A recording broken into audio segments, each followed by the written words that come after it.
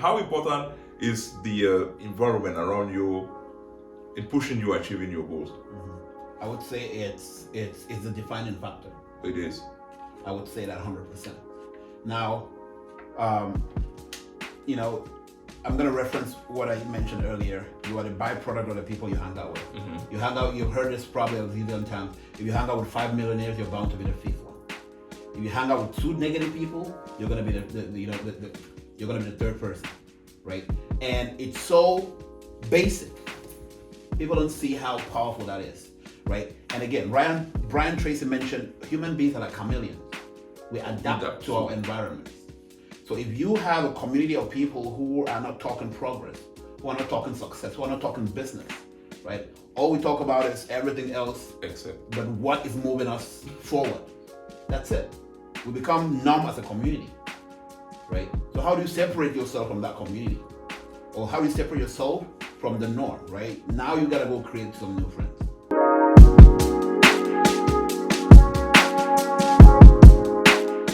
Bruno, I was in this train of thought. I was like, how important is it, like getting smaller goals along the path to your greater goal, like to your very big goal? Is it important, like taking out time to celebrate those little wins along the path to your main goal? Yeah. So,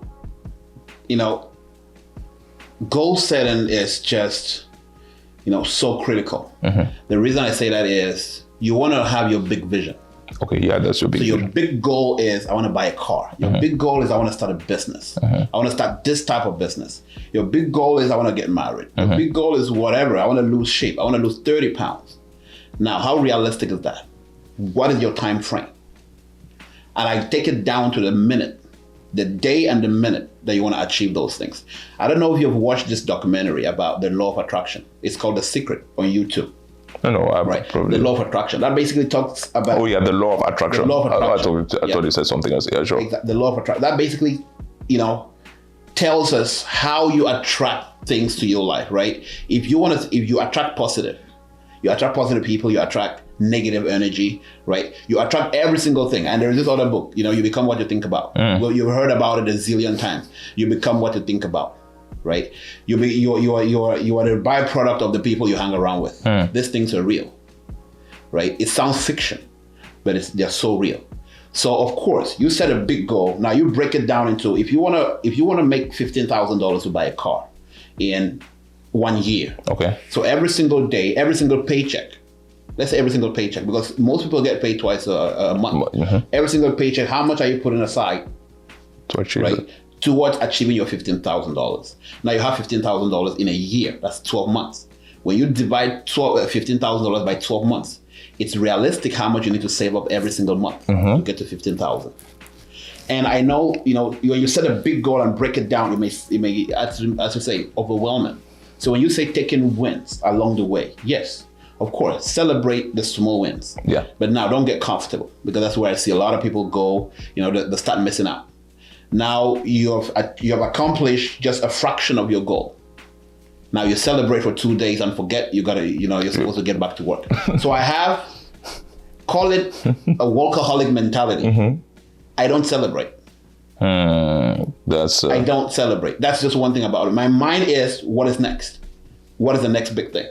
Like I would do something so some people so amazing, like buying a house, or passing an exam, something like that. Something so significant that other people would take a week off to go celebrate. Birthday parties, I don't do all that. I've had my wife tell me, "Hey, you need to take out time and celebrate." I've had a lot of people tell me that. Yeah, sure. I think it's to celebrate the small wins, and I have my traditions. What do I do to celebrate? It's weird, but that's what to me is celebration, right? Because my mind is always, what else do I need to do? Right? If I just did this, the bigger goal is getting here. I just barely made it. Right? I've not achieved that goal. And a goal is not a destination. Your goal is not a destination. It's the process. Right? It's the process. It's, if you want to start a business, now you can't say when my business is 10 million, that's it, I'm done. When my business is worth 1 million, I'm done. No. When it gets to 1 million, you're gonna want to get to 2 million. Yeah. You're gonna want to get to 3 million. So it's the process of going from 0 to 1 million. right? I'm talking millions because I love millions. Yeah, sure. I mean, I don't talk hundreds. from your discussion, Exactly. you can right? tell that this guy is going for. It comes down to a lot of people realizing the fact that, hey, if you want to get somewhere, you want to achieve something, right? You gotta break it down to realistic chunks. Now, a lot of people get overwhelmed, like you mentioned, right? You want to do this big thing, and now you're overestimating what you can do in a very short small period of time. time. Yep. Okay. But you're underestimating what you can do in maybe a year or 5 years, because when you just look at, I want to buy a house. Now you ask a friend or two, how much do I need for down payment? 30 grand. That's a lot of 50 money. grand. You're like, oh my God, I can't get it. Yeah.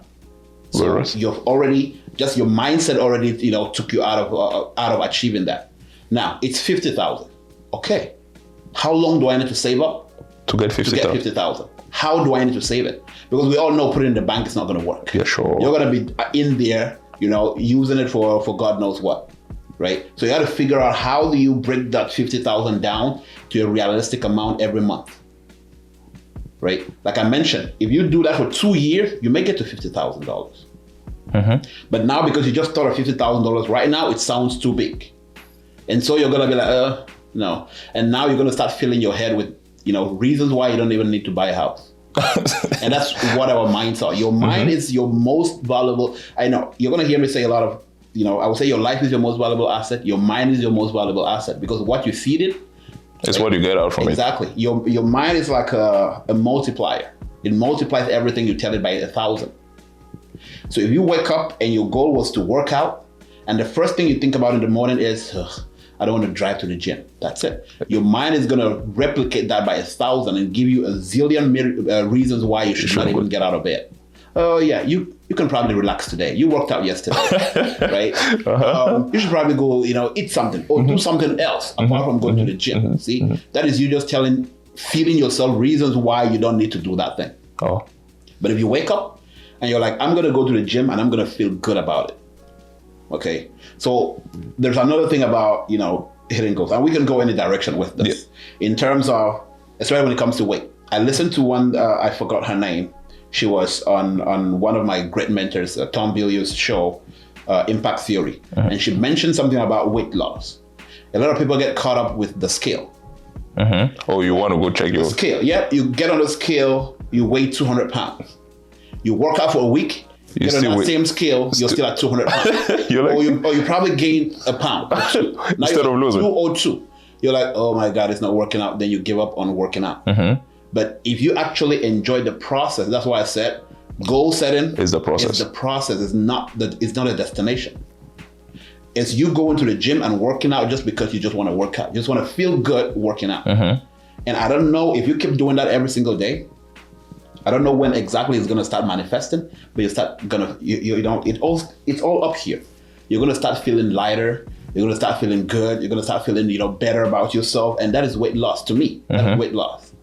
So it's not you. So it's not just the scale at that point. It's you're feeling better. Exactly. Not only physically, but like I'll say emotionally, and living healthier kind of. That's exactly. So you're supposed to enjoy the process as you go through it. Okay. Right. Okay. So that's quite a solid exactly. point. So it's not losing shape as in come to a 1. That's how you know you have lost weight. No. Right. I see people who are, I would say, should I say oversized per se, but are so athletic. They're very mobile. Like they can be on their feet all day. You look at them and you say, oh my goodness, right? He's fat or she fat, but she can run all day because, right, in her mind or in his mind, she can do anything. You're just looking at her from the outside. So it goes back to goal setting. It's about the process, not the destination. Goal setting, the process, not destination.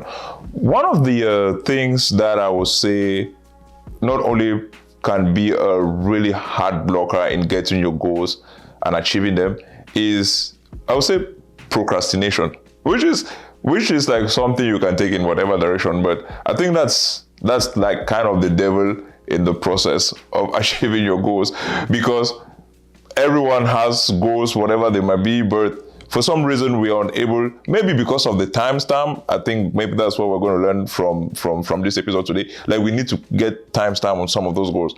Once we get timestamp on it, I believe the next problem we're going to get is, oh yeah, but I mean, I can do another 1 month. I can stretch that time a little bit to gain. So how do you kill procrastination? Like, what is there a key thing you can tell me today that that thing is going to kill procrastination? I mean, I'm going to buy it. I wish I could say that. Right? It comes down to what you're doing every single day. Now, when you set a goal, no one is behind you, and that's why when you look at employees and entrepreneurs, as an entrepreneur, there is no one behind you telling you have got to do this. Oh yeah, sure. You got to do that. You're holding yourself accountable every single day. There is no one waking you up at 4 a.m. or sending you to bed at 6 a.m. Which is funny because as an entrepreneur, you seem to work more hours than even when you are like employed, which is... Exactly. So, and that is why entrepreneurs are more successful. Because you're putting more hours? So there is this, I listened to this from one of my other mentors. You're going to hear me mention a lot of mentors. Brian Tracy. He says, hey, you work 8 hours for survival as an employee. 8 hours a day is for survival, is to pay the bills. Yeah, sure. Is to keep the lights running. Right? Employees work as structured. They already have, should I say, they're already programmed. Mentors are people who are successful in that line of business. Yeah, in sure. that line or in that space that you want to venture into. Those are people who have made all the mistakes. Right? Those are people who know better. Those are people who can shrink your 10-year program into 2 years or 1 year. Or 1 year. Because they already been there, done that. And they can be like, hey, Peter, don't do this. Do that. I did Bruno, that. don't do this. Do it this way instead. Now, you can go the other route and be like, right, I'm going to figure it out on my own, which is okay. 100% fine. But it's going to take you 10 years to get there. Which is the time they already did. Exactly. They already did that. So when I mentioned a lot of mentors, I have a lot of them, right? On YouTube, in books, right? And just like everyone else, I hated books. Man, I had this analogy. When I wanted to go to bed, I pick up a book, and I would send me straight to sleep. Also, it was like your lullaby, kind of. Until I listened to Warren Buffett in one of the interviews mentioned that, hey, he spends 6 hours a day reading. Oh, and then you were wondering, like, when does he get time? Billionaire. He's already like one of the wealthiest people on earth. Why is he reading? Would he be reading for 6 hours? Then he went further to say, hey, I read ideas. I get more information. Every single day I make sure I'm adding to my library. And I was like, what are you talking about? Right? And then I figured, books are written by people who are already experienced in that field. Yeah, sure. They probably have about 5 years, 10 years, 15, 20 years experience in that particular field. Now, let's say you want to go into real estate, or you want to start maybe an insurance company. You go pick up a book on real estate, a book on insurance, a book on whatever. Now, this is someone who already been there, done that. They have put in their 20-year experience in a book that you can download in just 2 hours, in just a week. So you can grab their 15-year experience in just 1 week. Think of that for a second. That's powerful. That's when I started taking books seriously. And there is this other quote that which says, if you want to hide information from the public, put it in a book. Because most people don't read books. It's boring to them. But when you figure out that, hey, right, that is that is what can literally move you from point A to point B. You need to get ideas from people. So if you don't want to read books, which is boring, you need to be talking to someone. You need to be discussing your plans, your goals, your whatever you want to achieve with someone who has already done that. That's where mentors come in, physical mentors now, right? Or you need to be listening to someone who has done that. And if you go online, just like this show right now, right? What we're putting out there is what someone can just go watch and figure out, hey, so I don't need to wait 2 years, right? If I just focus on setting goals, holding myself accountable, making sure I break it down and achieve every single, bits and pieces every single day, I can eventually get there, right? So your environment, to me, is a defining factor. And a lot of people want to maintain their good person personality.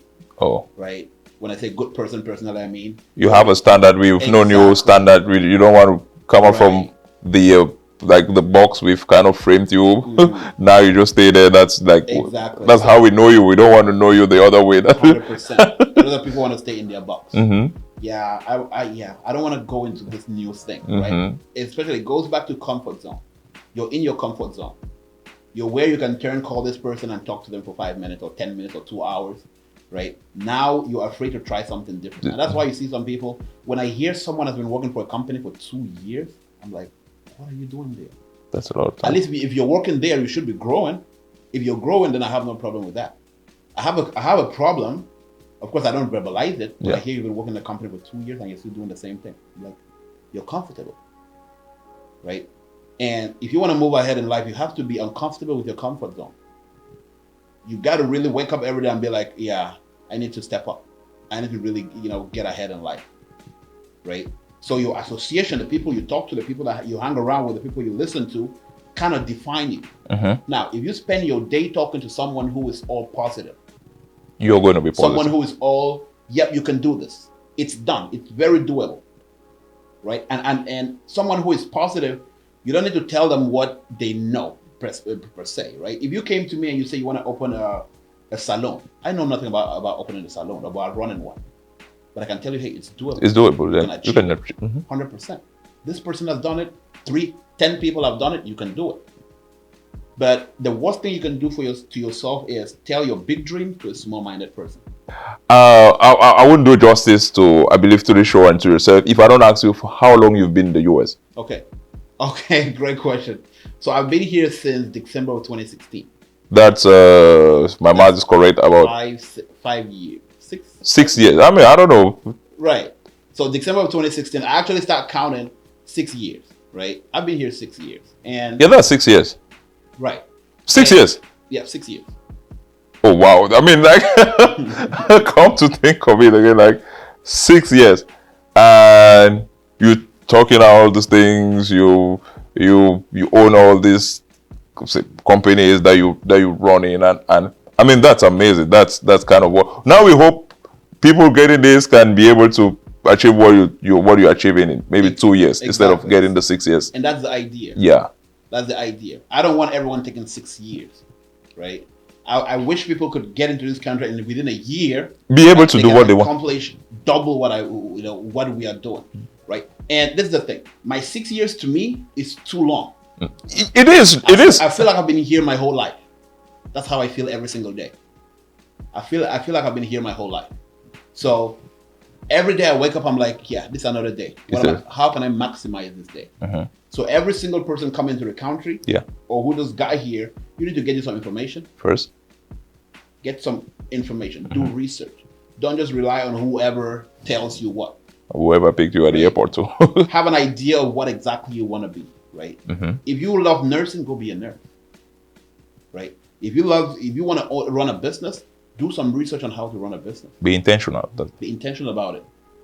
After you've learned and gotten the information you need to take action. You definitely need to take action. You need to try things, right? A lot of people don't like trying new things because this is what I have to mention this, right? There is this concept called analysis paralysis, where a lot of people overanalyze. They microanalyze every single thing they want to do, then end up talking themselves out of doing it. I talk to people every day, and I hear them say, "Yeah, I was thinking of doing this, but I had started doing this, but." Is that but? When you say but, that's it. As I mentioned, your mind magnifies every single information you give it. You give it a negative thought, it's gonna multiply by 1,000.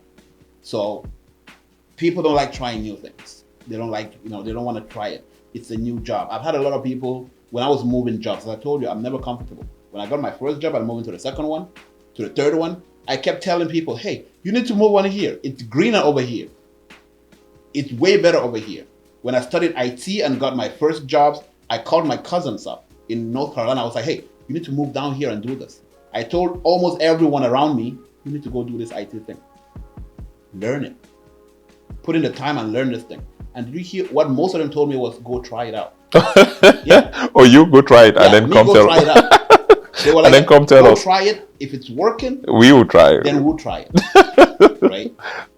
And that's exactly what is still going on up to date. And that's why you see people who have been here years.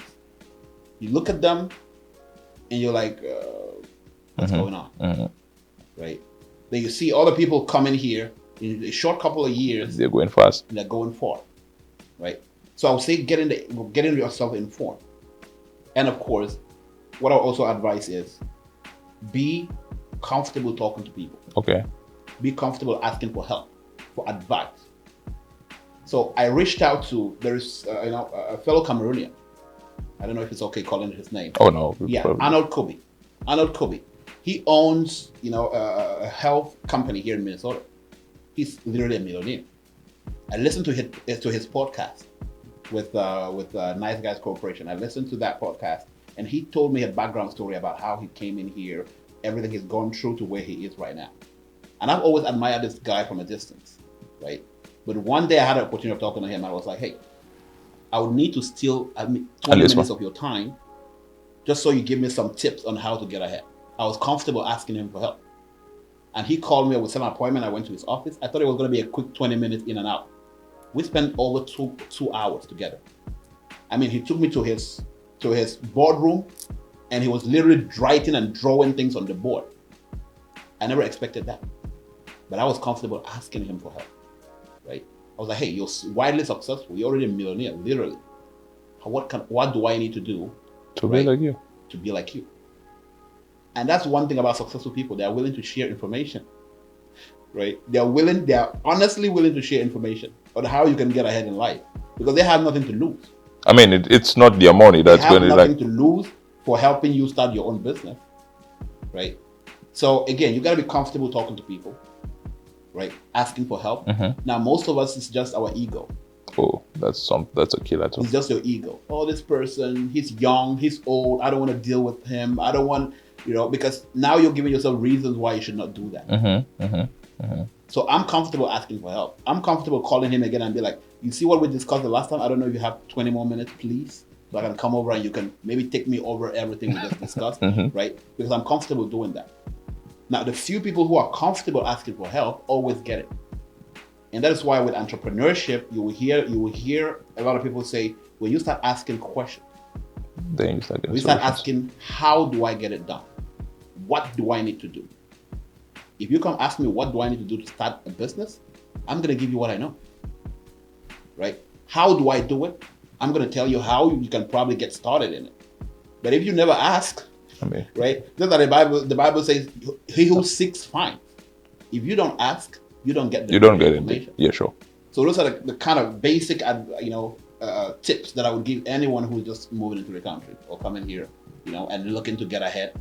Cut the time frame into half. Yeah, I mean, thank you for taking out the time to really discuss with us, and for supporting this platform through being willing to share your experience. Because, as I said, we don't take that for granted in any way. Because giving that information out there is crucial as well in not only building a community that kind of supports itself. I mean, this is what other communities as well are doing, and I would say I don't want to side like maybe Jews, for instance, because they are winning at larger proportions because they are closer together. So they are pulling each other, and that's the again what we are trying to build here. So if you receive value from this video, please like our channel, subscribe to it, comment, share your thoughts with us. That's going to help not only have like-minded individuals as well see our content, but that's equally going to help support the channel and make sure you don't miss out on any episodes each time we upload this podcast. Thank you, Bruno, again, and Thanks so much, Peter. Who knows what could happen next. Exactly. Right. And the last before we close, I would like to tell every single person who listens to this video, we're coming to an age where everyone wants to, grow fast, achieve things fast, do everything fast, right? But I would just advise there is no fast success. To be successful, it takes time. Yeah, sure. To be successful, it takes time. It takes discipline. It's going to take it's going to challenge you, right? You ask every single entrepreneur out there, who is now succeeding, what you don't see, all you see is the face. You see the success, right? You don't see everything else that's happening behind the curtain, right? The late nights, the hard work, the discipline, how many times they've fallen and woken up and tried new things before they become wildly successful, and that's the end product that you see. So I'm gonna say it's gonna take time, right? The best wealth is built slowly, right? Fast wealth comes and disappears in no time. Yeah, sure. Right? Because you grow in the process of achieving whatever you've set out for. So just that growth process preps you for when you do achieve it. So my last advice is going to be, right, you need to figure out what you need, what you want, take the time to learn and make the mistakes. Mm-hmm. You need to fail yourself to success. Fail yourself to success. Many people don't know the failures that I go through every single day, that I'm dealing with, or that everyone else who is making a difference out there deals with. Now, if you fear failure, you're never ever going to get ahead in life. Mm-hmm. That's why you try new things. That's why you expect to fail. When you expect failure, when it happens, right? It's like meeting a standard you already knew. You already knew, right? Yeah, sure. So it's no shock to you, right? So be willing to take, to try new things and fail at them, because you're going to grow through those failures, right? So that's the last thing I'm going to leave everyone with. I mean, what better way to close the show? Thank you again, Bruno, and hope to see you each time we send you an invite. You bet, anytime. Thank you, man. Thank you. If you receive value from this video, please hit the like button and subscribe to our channel. That's going to help support our channel and make sure like-minded individuals don't miss out each time we upload this episode.